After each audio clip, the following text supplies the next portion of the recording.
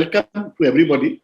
And, before we start with the actual process of exploration, just to say that, we can just to remember that this is a meeting of friends. So there is no, really one speaker who knows it all, or, nobody, in fact, who knows it all. So we would like to, have that feeling of complete freedom as we explore, as we speak, and, really have no constraints about, whether if I say this, will it look odd? I think we're looking for a very honest exploration. Request everybody to be on mute and for the moment, and then we'll start. So then I think that will be very good, because it's like, many Zoom meetings, I think there is somehow a feeling of reservation. Should I be saying this? Should I be saying that? I don't know everybody. What will X say? What will Y say? But this is really meant to be a chat among friends, literally a chat among friends. So what I thought we would do is that perhaps I'll just say a little bit about how this, the theme for the discussion, or, that came about was, and we all know that every time we have a theme, the theme is always a starting point. It's never something that's limited to, whatever is. So the so-called theme. But I thought that I just go over it a little.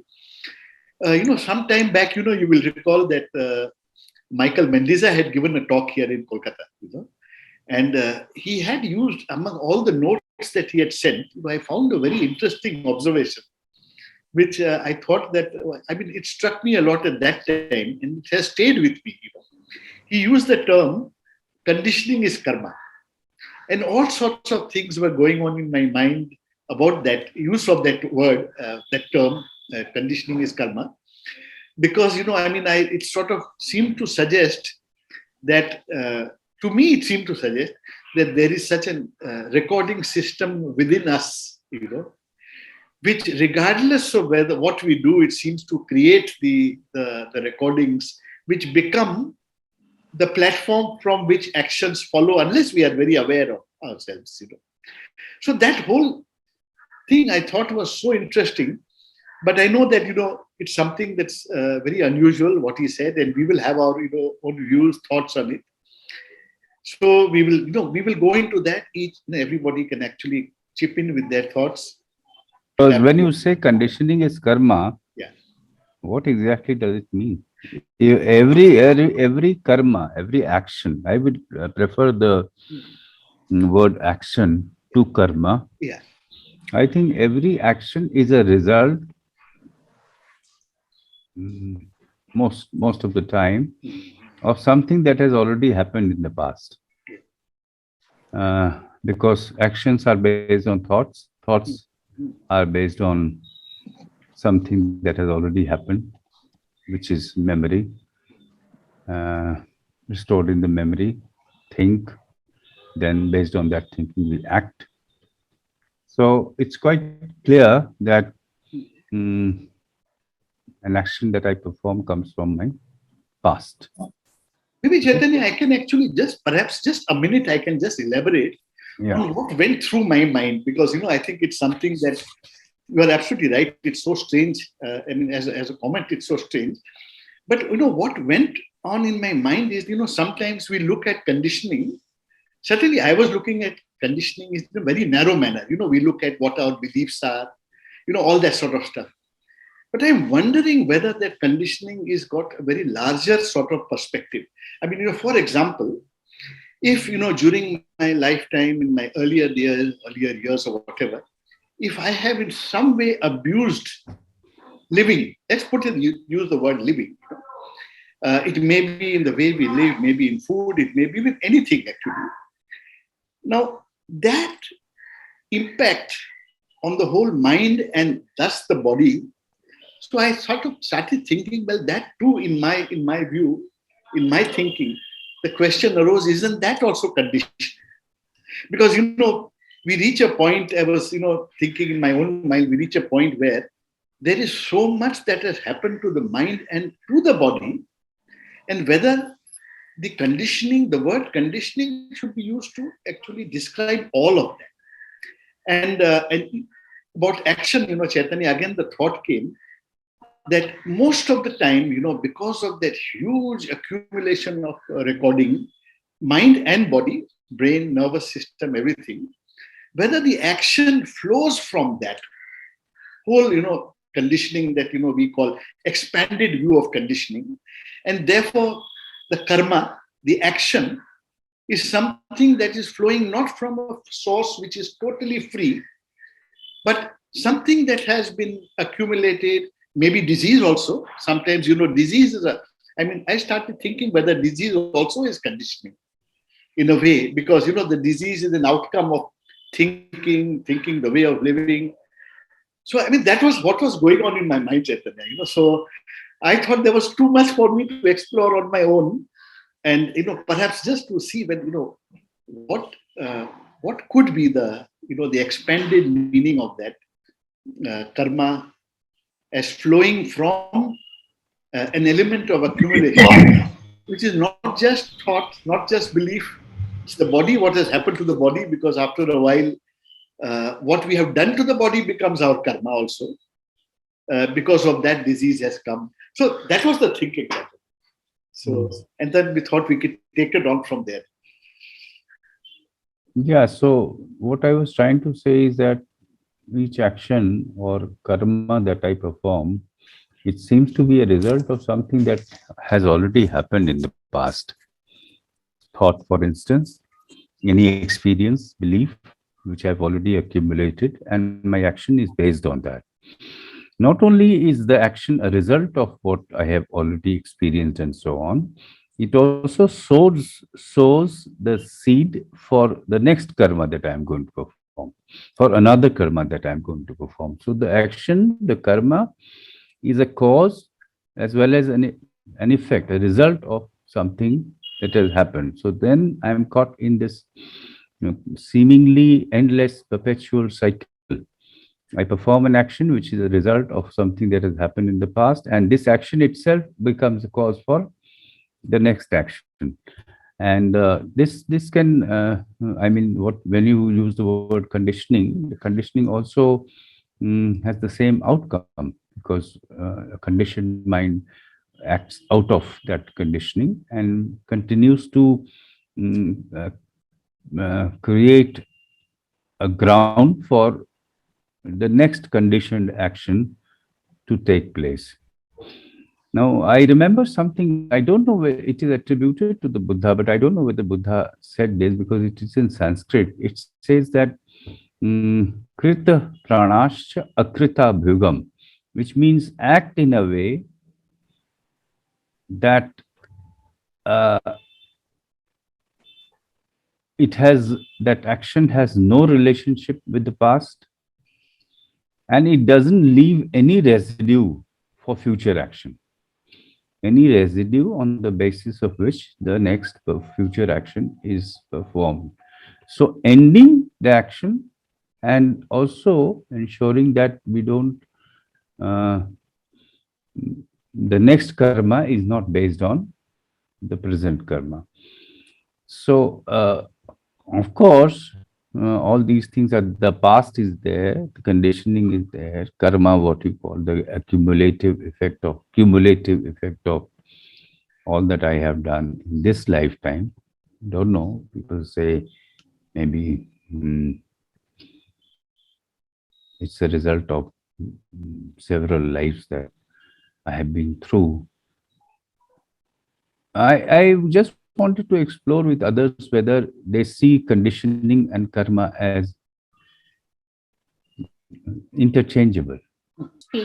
My point is that the word karma, as Chaitanya also said, is basically the word means action. So if my action, if I'm present with my mind, sorry, I'm not putting my camera on because my internet goes haywire. If my action is in the present moment, my heart and soul is in the moment. So there's no conditioning. As he said, there's no residue left.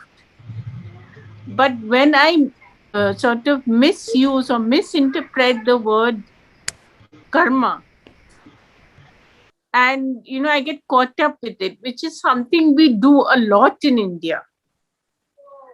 Is that we say, oh, this is my karma, meaning this is my fate. Then it becomes conditioning, because I don't want to move beyond this, saying, okay, this is a result of what has happened, and therefore I am caught up with it. I can't move from there.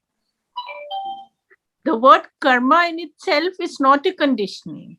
It is a way I interpret the word karma. Yeah, that's right. Then it becomes conditioning, because I'm saying that I can't move. I'm stuck with this because this is a result of my previous action of this birth or previous birth or my parents or whatever. Then it becomes my conditioning. But it's like I trained as a yoga teacher, and so we do karma yoga. So karma yoga is basically selfless service. So I'm doing something good. I gain by that. I get a peace of mind and joy from doing that. I give peace to someone else and joy to someone else. So therefore, I'm not stuck with that karma. I am going beyond the word karma and letting it flow into the life and not caught up. But it's when I use that word as fate. This is my fate. This is the result of my action or my previous birth's actions or my parents' actions. Then it becomes conditioning. And I mean, from my understanding of K, because as you know, I've worked in a K school for 4 years, and I have continued to delve into K's thoughts for the next 4 years. I've been out of K school for 4 years. And my reading of his is that he is trying to, as he says, don't take me for the word, don't misinterpret my words.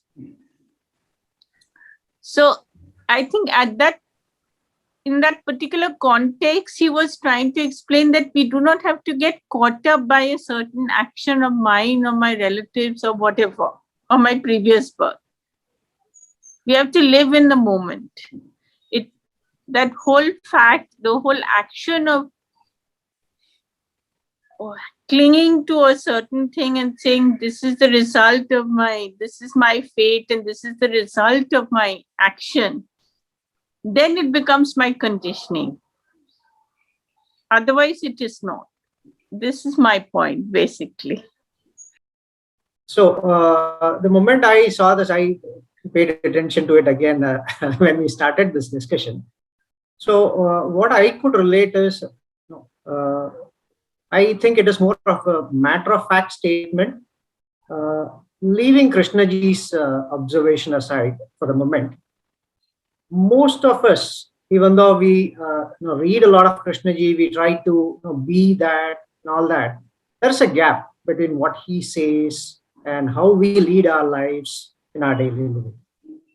And I still recall that if there is one difference between Krishnaji and the rest, it's about the zero speck of selfishness, which is what he used to mention, which makes all the difference is what I've been, relating to. And so what happens is that selfishness element is always there, probably behind benign in all of us. And wherein all said and done, even though we theoretically subscribe to the whole idea of zero residue, we still practically are not able to live it moment to moment. It is not as an idea, but the true living in a moment to moment. And when that is the case, then the residue, every baggage does remain in whatever quantum, it could be less, more, whatever quantum, it does remain in each of us. And that is that conditioning which leads to all our actions or karma. And whenever I've tried to, relate it and say, no, I must be, or kind of, go by Krishnaji's, whatever he says, I'm trying to move, there is an effort, there is a will. Again, the selfishness silently walks behind the scene. Right, so all said and done, that selfishness does have its activity. And as long as we are not in that selfless state, which I'm not sure is achievable in one birth or zero birth or instantaneous, I don't want to define it. That could be going by the truth is a pathless land. It could be different for different individuals. Then I feel that yes, the conditioning, the reality of conditioning in which each of us are defines our karma. So whether we need to fulfill or whether we do it in this birth, or probably that's why mythology speaks of multiple births for all the conditioning to be erased or whatever. I simply relate to it that way.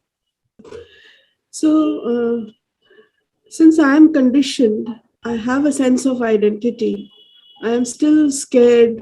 I am still caught up in the past, as well as I am scared of my future.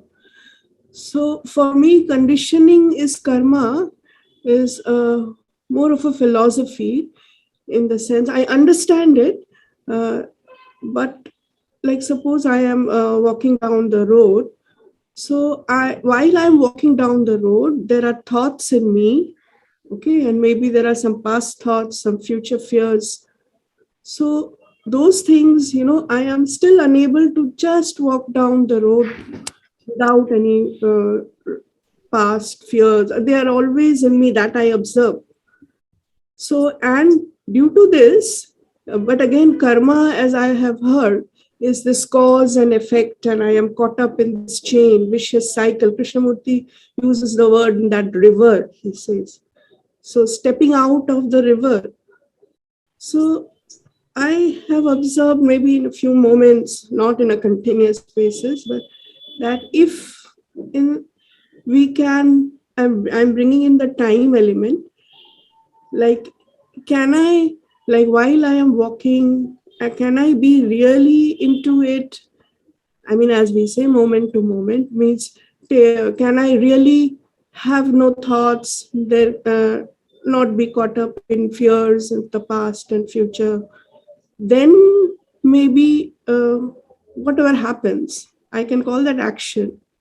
But then again, this is theory, that we can step out of the river, the chain. This is my observation.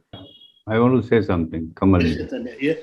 Yeah, I'm saying that let's see how many ifs, buts, and probably we use when we talk about these things, because we are not very sure, we are unsure. But reason why we are discussing is not because we want to find out if there is conditioning. Of course, there is conditioning. We are conditioned. The actions are based on my past experiences, and the action I perform now will be the basis of my action in future. Of course, we all see it. What is interesting is to explore, as Sudeshna said, like all this has led to unspeakable suffering and so on in relationship. Things have gone haywire for us at every level. Now, the question which I think needs to be looked at, explored, is not whether there is condition. The Buddha talks about suffering, the cause of suffering, and the possibility of ending that suffering. So does Krishnaji, because Krishnaji says that in one place, somewhere in collected works, I don't remember exactly which volume, he says there is actually no law of karma. And there is an interval between cause and effect. There is an interval, and that interval is what we need to explore, because he says in that interval between what has already happened and the action based on what has already happened, there is an interval, and that interval is important because the possibility of transformation lies in that interval, which means if the mind is very quick, not watchful, all these actions will continue to happen in an unconscious way. I act, but I don't know where does that action come from. I'm walking on the road, I'll pick at an empty plastic bottle, not even aware that I'm doing it, right? Or pluck a leaf from a tree, not knowing whether this action has any basis. So, in the interval, which means can the mind actually become so slow and observe that now the action is going to happen. Now, a feeling is arising in me, a feeling of anger. Now it wants to express itself. Now it has expressed itself. Can it be so vigilant? Can it watch so slowly and carefully? Because that's the interval. Otherwise, it's almost very quick, very instantaneous, happens in a flash, thought comes, act. Then we are caught in this so-called cycle without knowing, without being aware of it. So I don't know. We can bring in the words such as mindfulness or watching thoughts, actions, movement of the body, and so on, without giving them a name like vipassana or meditation. Otherwise, unless the mind has slowed down to such an extent that it can see a thought arising and allow that thought itself to tell its story and reveal the ground from where it is arising. The same story will go on. So what I'm trying to say is trying to sum up. It's quite obvious that I am controlled by my life today is a cumulative result of what I have been doing for the last 5 decades or more. The way I've been thinking and so on. I remember in United Nations, somebody asked Krishnji, I'm hesitant to quote him, but somehow it seems such an insightful thing that I can't resist the temptation that somebody asks him at United Nations, one of the committees of the United Nations where he was giving the talk on the topic Pacem on Terrace, peace on earth. He said, somebody asked, what if I am peaceful, but what do I do if my neighbor attacks me? The case says that it depends on how you have been living your life for the last 10, 20 years. So if we don't watch, all actions, they seem very instantaneous. We have a reactive mind. It reacts, it controls, it wants to operate on what it watches, both outside and inside. It wants to juggle with things, put a piece of furniture here and remove it from here and put it there. It wants to do the same thing to the inner world, looks at a thought, wants to control it, wants to change it, wants to substitute it with another thought, and so on. And all this happens unconsciously. We don't even know we are acting under the influence of a very, very powerful past. The presence of that pastness in life is so strong.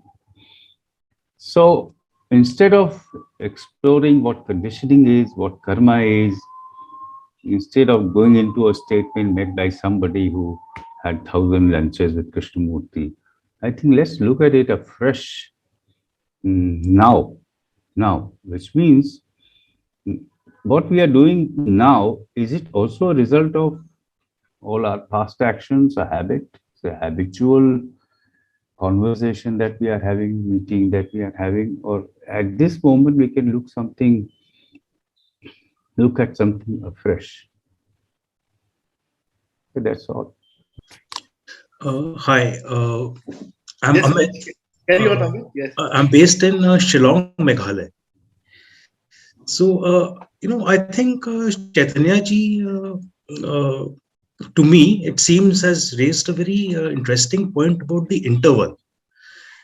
And I'm able to remember. So I remember when I was in college, we had this personal growth lab where we were asked to write down our life scripts right from our childhood, the time we remember. So we wrote our life script down, and we realized that we are playing many tapes inside us. Right from our childhood, we create those tapes in us, and we keep playing them out. And I'm able to relate to Kamalji also when he said that it is that karma which can even cause that conditioning which leads to disease and all that. So yes, I believe in that. uh, I would like to draw upon an interesting concept of negative capability, where the theorist Wilfred Bion, the psychoanalyst, late psychoanalyst, he said that whenever he entered a therapy session, he suspended. So this is again coming to the interval which Chaitanya ji had said about. He always suspended memory, desire, and understanding whenever he entered the session with his client.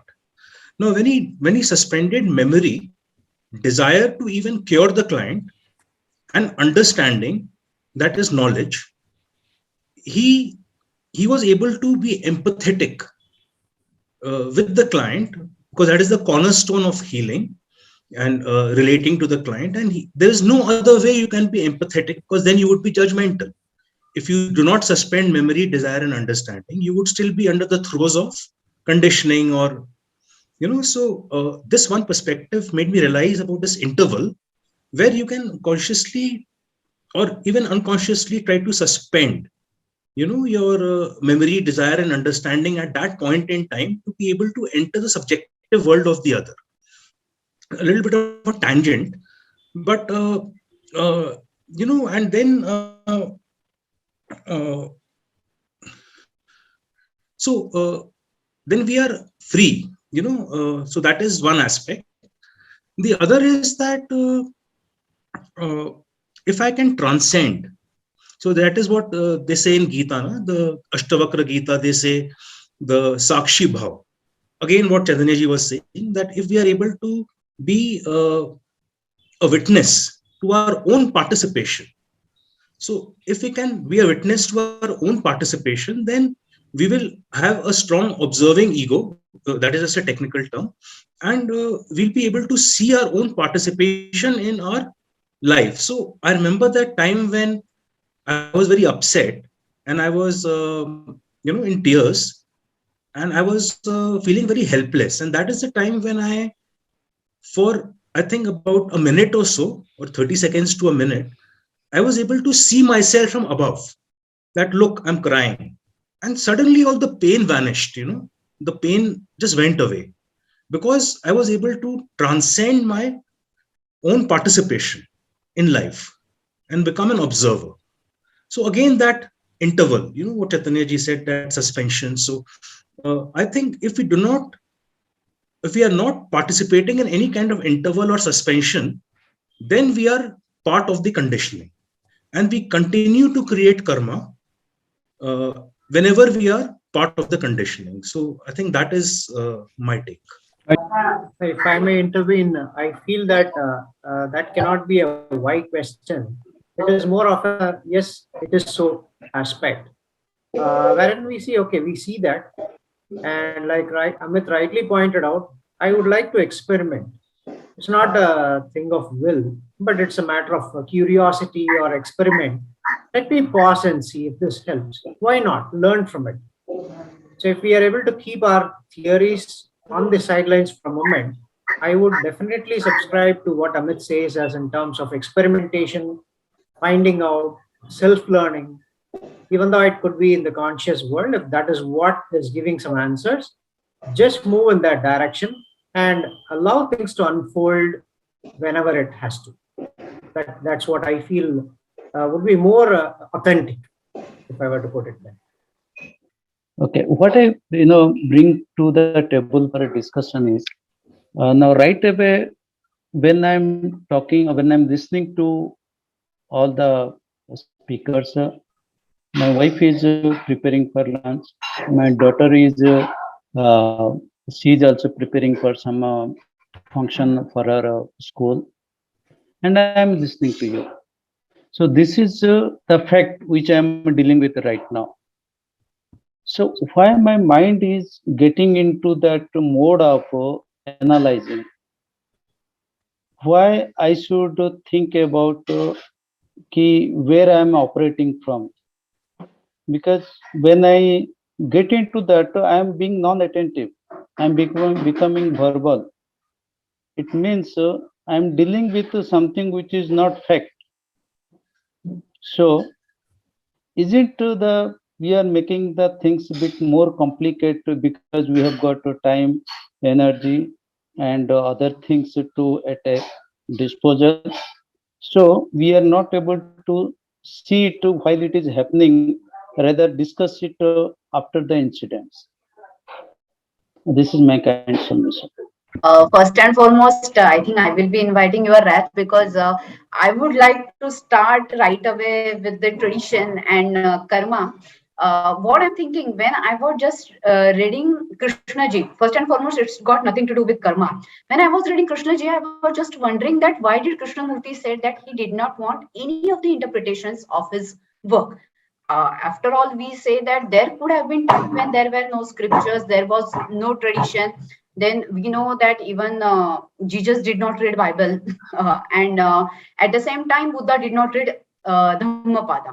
So why did Krishnamurti say that he did not want any interpretation of his works, and maybe because he was able to see what has happened the tradition, and at the same time, like most of the times what I find in I should not be using that word, but in case circles there is a distinction between scriptures of any religion or any philosophy, and there is a K.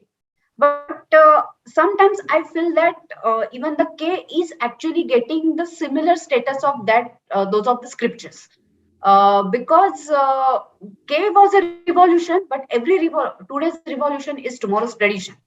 So now we come back to word that karma. Karma is the most accommodative word we could see, even in the tradition, today also and tomorrow also. So karma is then there is the action. Then karma, if traditionally if you are interpreting it you have to interpret in the context of jnana and other thing, because unless and until there is no possibility you will understand words unless and until you are taking everything into the context. But of course, is that understanding enough to understand myself? That is another question, or that is another accumulation. Then I'm using, why am I using all these words? Because like Chaitanya rest, but Chaitanya, I don't have language of my own. These are not the words of the other, but I admit it, but then I do nothing about it.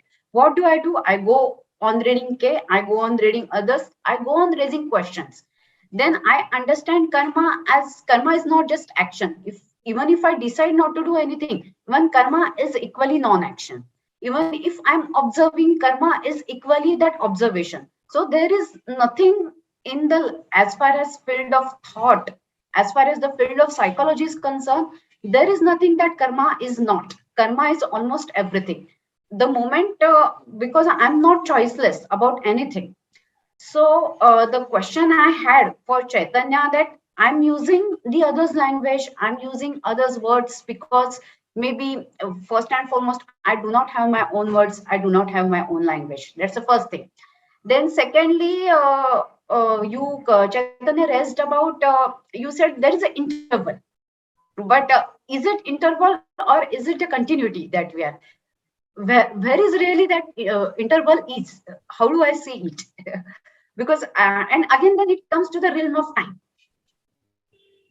So possibility of getting caught in words we get so much entangled. So even if Krishna ji says never asked how, I over and again I come back to that question, that how do I get myself out of that tangle, that I'm getting caught with words. So same thing happens with karma as well.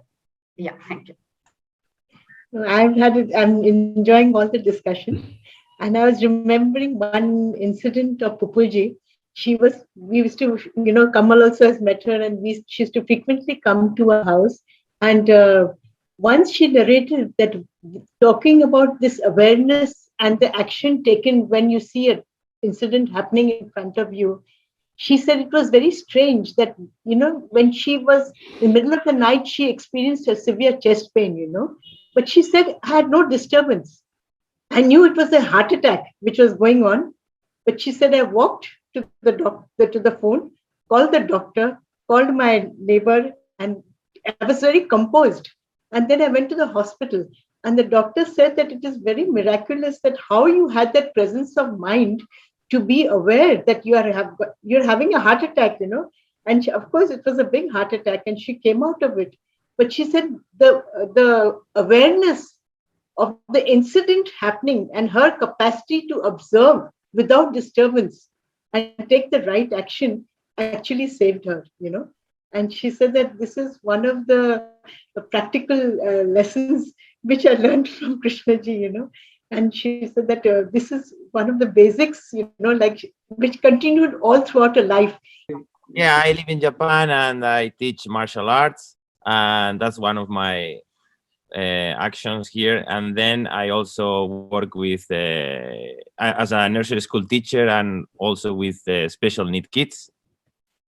And I live in a part of Japan which is very cold. That's why I'm using all this stuff. So I see you guys and I envy you because you seem like in a very, very warm environment. Here in the north of Japan is we are minus 10 degrees now. So I'm looking forward to spring. But anyway, now I'm in my gym here and I teach Aikido, and well, Krishnamurti teachings has helped me a lot to relate martial arts with the teachings and with my life. And yes, that's my self-introduction. Thank you. Yeah, interesting. You see, Krishnamurti didn't want the schools to teach martial arts to children. I don't know why, but I just read recently. And I also heard that Bruce Lee was influenced by Krishna. Yeah, very influenced. Just making a comment. That's all. Yeah. Well, it also depends how you. I mean, if it's for, as you mentioned before, self-knowledge, because Bruce Lee also said that. And one day I was talking by email with Mr. Mark Lee, and he also said that he didn't want to real violence or something like. But for example, the martial art I practice is called Aikido. It means to become one with the universe. And well, I already talked about this before, so I don't want to get into the subject again. But yes, it's another perspective. And as Bruce Lee said, all knowledge is self-knowledge.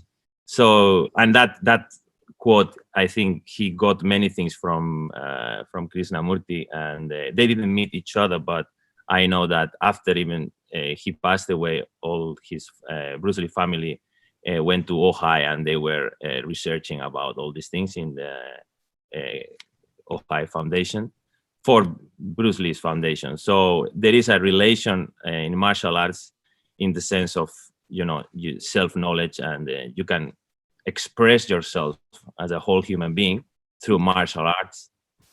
And I think that's really very, very nice. And if you have watched some of, I don't know, maybe Bruce Lee films, but he even is quoting sometimes like Krishnamurti,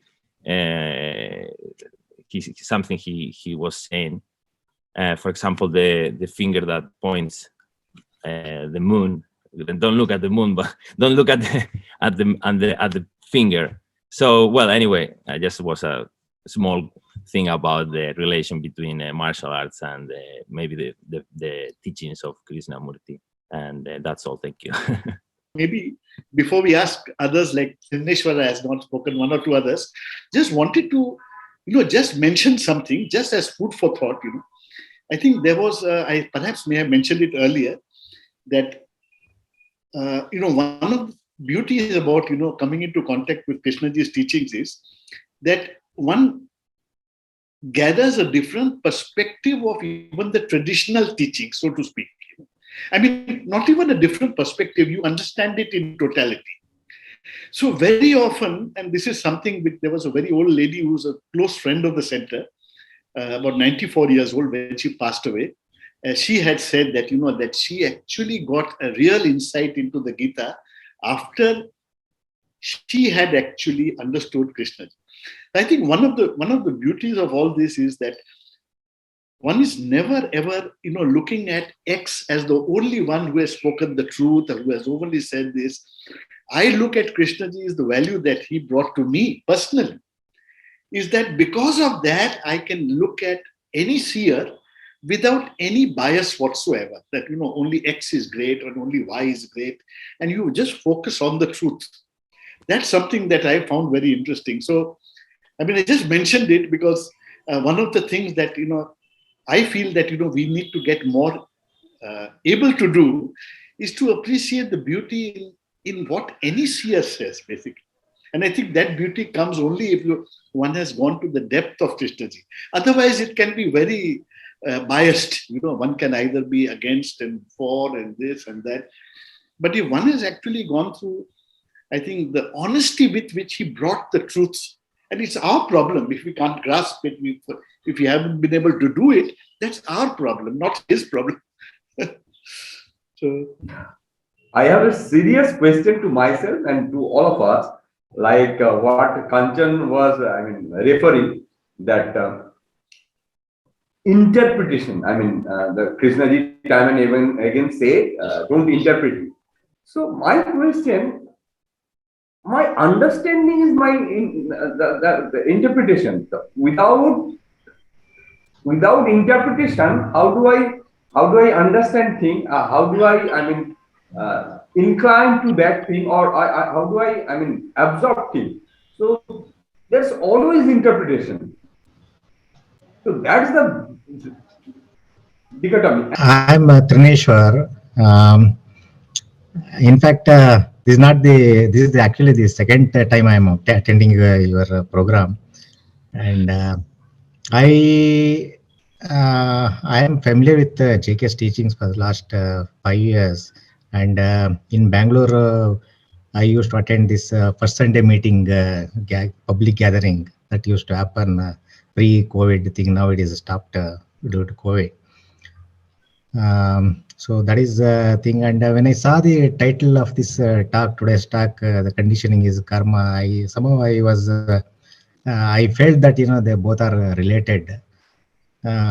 Because karma, as we know, in plain thing, it is action. But the action always is, there is, when we say action, there is always a doer. And that doer is the me. And as long as there is a doer, always it is attached to the result. And that is where this cycle of karma means there is a cause, and for that cause there is a effect. And but we can't relate a particular cause to a particular effect. So that is there. So that is why we can't say that, this particular karma, this effect is due to that particular cause. Nobody can tell that, because it is influenced by circumstances, time, and many other factors. So as long as we attach the doer, like I am doing this, I am getting this result, then only the significance to karma comes into picture. But when there is absence of doer, there is no karma also. Because in that case, the doer, who is the entity which is conditioned, conditioned by the various conclusions, assumptions, feelings, all those things, that is influencing the action, and that influencing of action is meant for getting the expected result. So there is always this entanglement between cause and effect.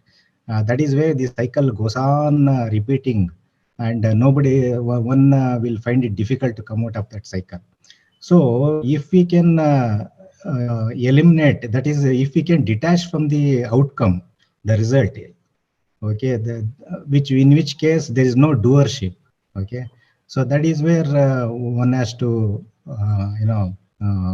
think in that line. Can we live like that without attaching to the result, and without the doership. So that is my take on that. Thank you. Sir, I want to just bring one point here. My father is 82 years old. Okay, he is recently passed, and he is a farmer by profession. He has never studied K, even never studied Mahabharat. Whatever he little bit learned it through natak or dramas and all that. And when I gone through every book, so and when I speak to him that, sir, our mind is really filled, sir. This innocence is something that perhaps we lost it.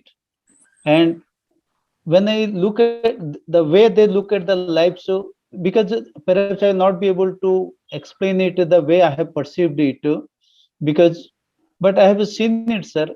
When the mind is full of words, interpretations, knowledge, all these things, and a reasonable amount of innocence is gone. That's And you are filled with those words and those interpretations, and the tragedy part is that you started loving it also. We are having a fun talking about all these things. So the takeaway from the K is what is strike me most is that what is there before you. Is it a fact, or is it your mind has created? Because the fact need to be dealt right away, right now. And if it is not fact, then you can have a gala fun about everything. You can explore different thoughts and all these things.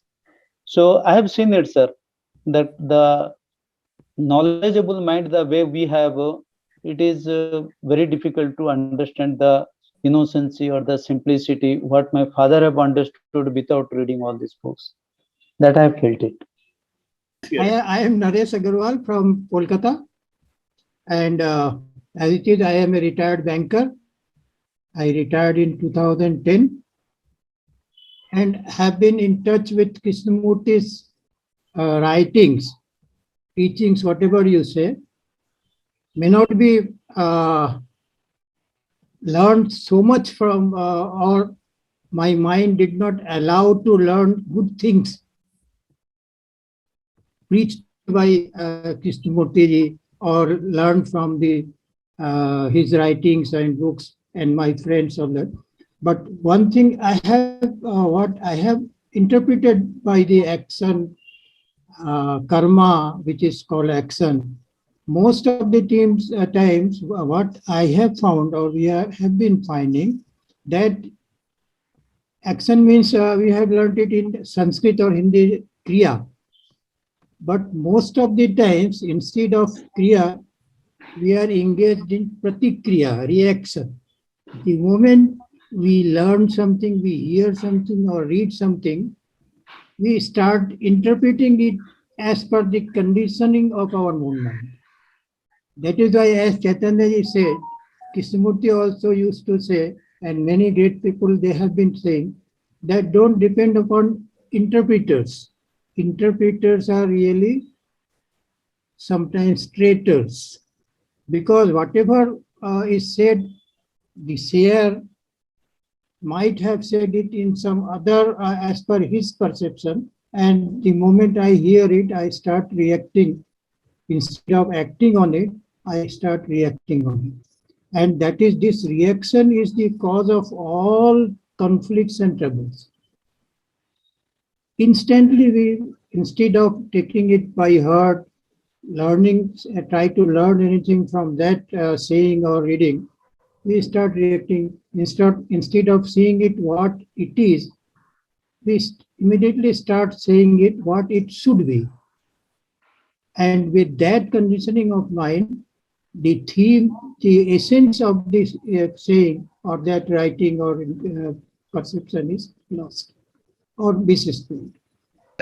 Myself Sanjay Kanodia, मैं कलकत्ता से हूँ, and my two children are from K school, Sayadri, and thanks to them, because of them I come to know about Krishnamurti more and more, because they brought some books from school, and obviously my curiosity was also there, because when he's talking about to know yourself, so that attracts me a lot.